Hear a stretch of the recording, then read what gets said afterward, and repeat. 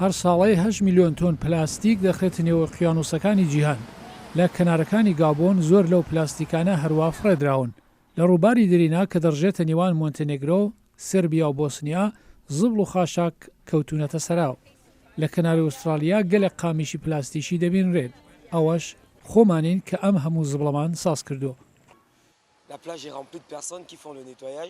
زبڵی پلاستیکی زۆرمان هەیە، ڕۆژانە 100 بۆ 200 تۆن کۆ دەبێتەوە. کاتێک لافاو دێت ئاکامەکەی دەبینین کە زبڵێکی زۆر دەکەوێتە سەر ئاو.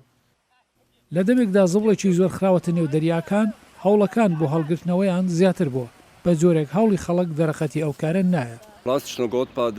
خاشاکێکی زۆرمان فڕێداوەتە نێو دەریا و گەیشتۆتە کەنارەکان و واتە ئەو شوێنانەی کە خەڵکیشی لێنین. جێگای داخەلە ئاکامدا جانەوەرەکان مردن و باڵندە و خاشاک تێکەڵ بوونە. لە ئوسترالیا دوای ئەوەی لە هاوین هەوڵدرا قامیشەکانی تەختی ئۆقیانوس کۆ بکەنەوە، تیمێکی خۆبەخش 2000 دانە قامیشی لە دەریای منلی کۆف هێنادر. وا دیارە خەڵکی ئوسترالیا ساڵانە زیاتر لە 2,900,000 قامیشی پلاستیکی بەکاردێنن. بەڵام هەرچەند هەوڵەکانی خۆجێی بۆ هەڵگرتنەوەی ئەو زبڵانە کارتێکردنی هەبووە، گرفتی گەورەتریش لە گۆڕەدایە. لە هێندێک وڵاتان پرۆگرامی کۆکردنەوەی ئەو پلاستیکانیان بۆ شوێنی تر و بەکارهێنانەوەیان دامەزراندووە. تام دوانە چین بە پێی مەزەندە 45% زبڵی پلاستیکی لە ڕادەی جیهانیدا پاک دەکردەوە و ڕەونەقی بازرگانی هەبوو.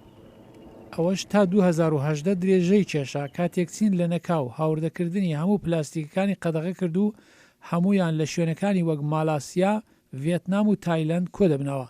پێشەوەی چین ئەو پلاستیکانە قەدەغە بکات بۆ بەکارهێنانەوەیان بۆ ئەو شوێنە دەنێردران، بەڵام ئەوان هەنگاوی زیاتر هەڵناهێنن بۆ ئەوەی مسۆگەری بکەن دووبارە ئەو پلاستیکانە بە باشی بەکار بێننەوە. ئێستا دوای ئەمە ئەو وڵاتانە ئەم شتانە بۆ شوێنەکانی تر دەنێرن.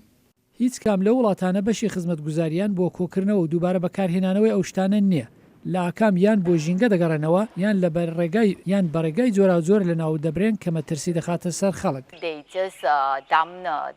ئەوان تەنیا ئەو پلاستیکانە هەڵدەڕێژن، بەڵام لە پشتی کارگەکەدا دەیان سووتێنن. وە لە ڕاستیدا هەڵم و دووکەڵی ئەو شتانە هەر پێشتر گرفتی تەندروستی زۆری بۆ دانیشتوانی ئێمە پێکێنە. ئەو وڵاتانە بەدوای ئامۆژگاری چیندا دەڕۆن و ئەوەندە زبڵی پلاستیکی کۆ دەکەنەوە کە دانەوێت فڕێ بدەن. ئێمە بە بەکارهێنانی ئەو هەموو پلاستیکە خەریکە خۆمان دەکوژین. زۆر وابەستە بە پلاستیکین. کایە زبڵی خۆت کۆ بکەرەوە و پێی ڕابگە. لە وڵاتی ئێمە هەڵی مەڕێژە.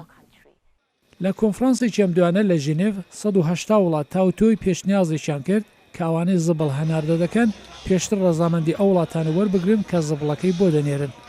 بەڵام چالەکانی ژینگە دەڵێن وەڵامی جیدی هیچ پەیوەندێکی بە کۆکردنەوە و بەکارهێنانەوەی ئەو شتانە نییە، تەنیا لە کۆلتوری فڕێدانی پلاستیک دوور دەکەوینەوە.